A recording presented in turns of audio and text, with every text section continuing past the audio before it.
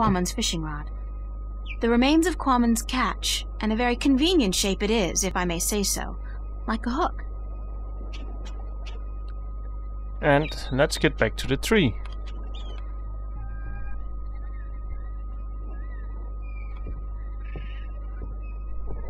And now we can give this to them.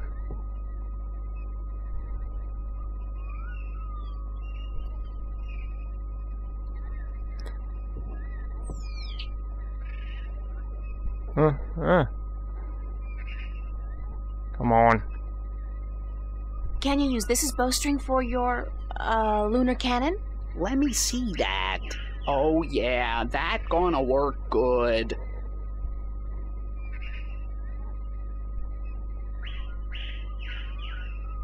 All right, listen up. I got us what we need. And now we finish this damn cannon. Go to work, people.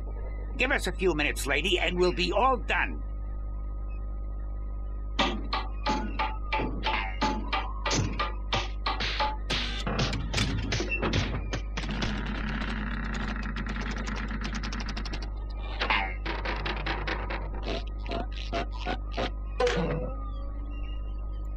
It worked. Of course it worked, you wood-brained fool! I built it!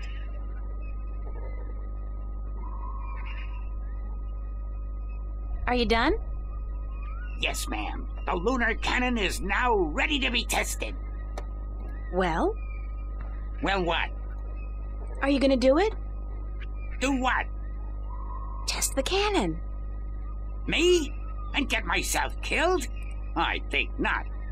But go ahead, be my guest. I don't think I'll fit in there. That ain't my problem. Well, according to Wick, it's a lunar cannon. Apparently, it's powerful enough to send a stick man to the moon. Oh, sure, in a Jules Verne novel, perhaps. now we need to do this. The rope's got a hook-shaped fishbone tied to it. So we can launch it with the lunar cannon. I'll just place the hook along the bowstring, like so, and let the rope trail behind it. Okay, we're ready to fire! And off it goes.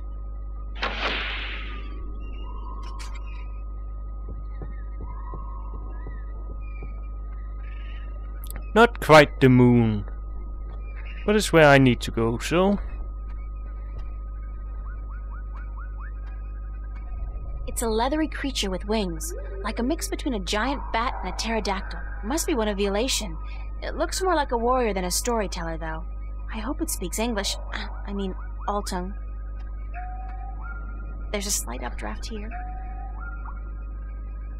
The wind is channeled through that chasm down there, and blown out and up here.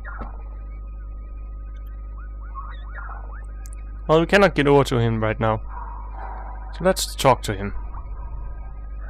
Can you help me across?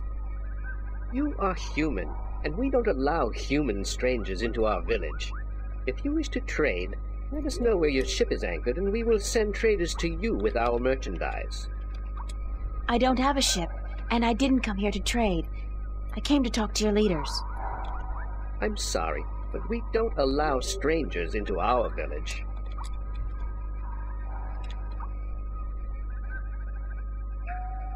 Actually, I am a trader. Where is your ship anchored? In, Coconut Grove? There is no coconut grove on Alatiens. So, I'm not a trader, but I am a friend of the Alatian people. We don't know you. There is no friendship between strangers, human. Don't your people have a prophecy about a stranger who comes without a ship, or something like that?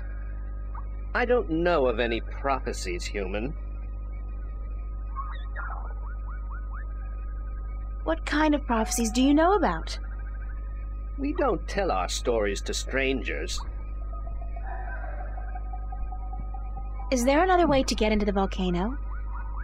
No. This pass is the only way. What's up this road? The Alatian village of Tamar. Where's the Alatian village of Tamar? Up this road and into the volcano. Isn't it dangerous to live inside a volcano? This volcano has not erupted for thousands of years, and the gods protect us. We are safe here. I'm sure there's a secret cave somewhere that leads into the volcano. No, there isn't. There's always a secret cave. Not here. Are you absolutely sure there's no secret cave? Human, you talk too much, even for an Alatian. Thank you. Yes, but you must leave now. I don't think it was a compliment, April. Well, let's see if we can fly you over the wind potion.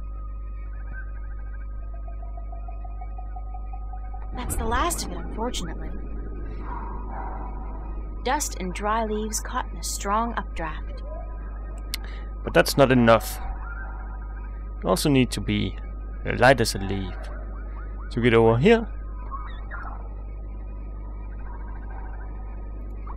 Oh god, I think I'm gonna throw up. That was so not appetizing. Weirdest thing though, I do feel lighter. Like I lost 90 pounds. I can't even imagine what people would pay for this stuff back home. Ah! I don't think they will pay so much if they live in a very windy country. Human, you flew across the chasm. You don't have wings, but still, you fly like the Alatian. Believe me, I'm as shocked as you are. Are you the Windbringer? What's the Windbringer? It's a prophecy amongst my people. Of course, there's no escaping the prophecies. It's said that someone not of the Alatian shall come among us to float on the wind like an Alatian, to learn our stories, to bring the wind back to us, and to bring us into a new and happier age. Is that all? You know, I'm starting to forget how simple my life used to be. Family, friends, grades, boys, no prophecies, nobody looking to me for salvation. I don't understand, Windbringer. You should speak with our teller up in the city. She'll be wanting to see you, I'm sure. We've waited for the Windbringer for a very long time. The teller? Thanks. No, Windbringer, thank you. Well, I'm gonna come back and talk to this guy in just a minute. First I'm gonna go up here.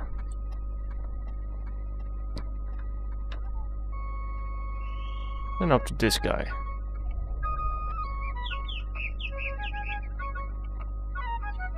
Halt! Who would visit the teller? I'm the Windbringer. The Windbringer? You are not the Windbringer. Are you? How else would I have been able to get up here? I am the Windbringer. If so, you must prove that you are of the Alatian. There are 4 tales from the 4 corners of the world that you must know by heart. They are the tale of winds, the tale of stars, the tale of sea, and the tale of homecoming. I will ask you one question from each tale, and you must answer each correctly, or you cannot be the Windbringer. Are you ready? No, give me some time to prepare. Then return when you are ready, and I will test your knowledge of the 4 tales. And now it's time to go hunt the tales. So let's start this guy.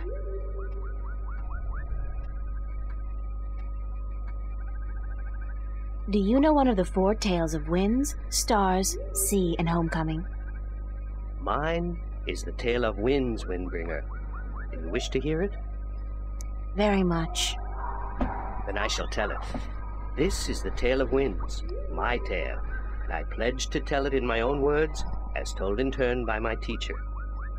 In the village of Karan, in the mountains of tall winds, there lived a young Alatian woman named Iwana. Iwana had one desire above all others, to soar higher and farther than anyone else. And even though her wings were no broader, nor her body sleeker than anyone else's, she pursued this foolish desire without rest. And as time passed, she did soar higher, and she did fly farther than the other young Alatian in her village, and her name became known far and wide amongst the tribes of the mountains of tall winds. But still, Iwana was not happy.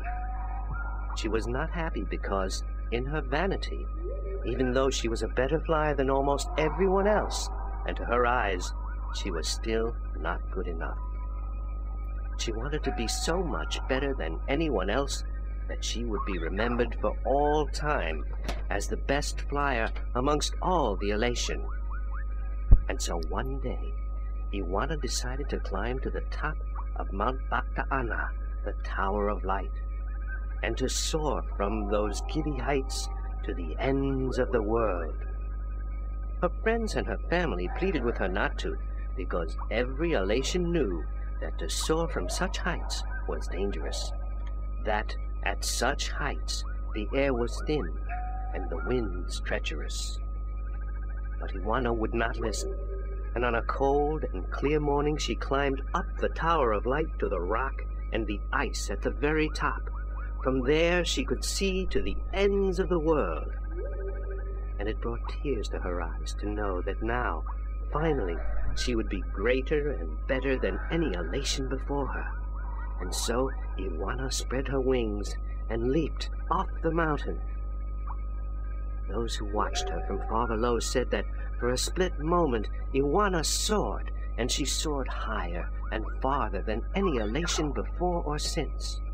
But then the treacherous winds caught a hold of her, and the thin air made her plummet towards the ground, and to fall to her death amongst the rocks at the base of the mountain. In her vanity, Iwana could not see beyond her desire to be the very best. And vanity always stands to fall. That was the tale of winds, my tale, and I told it in my own words, as told to me in turn by my teacher. Well, now there's only 3 more tales. You don't actually have to pay attention to the tales. As them come up some unique answers. Nature's reclaiming lost ground. The contrast between wilderness and civilization is such a striking image. I almost wish I had my canvas and paints with me now. Yeah, but you don't. Anyway, as I said, they cannot be missed. I can show them once I have gotten all the 4 tales here.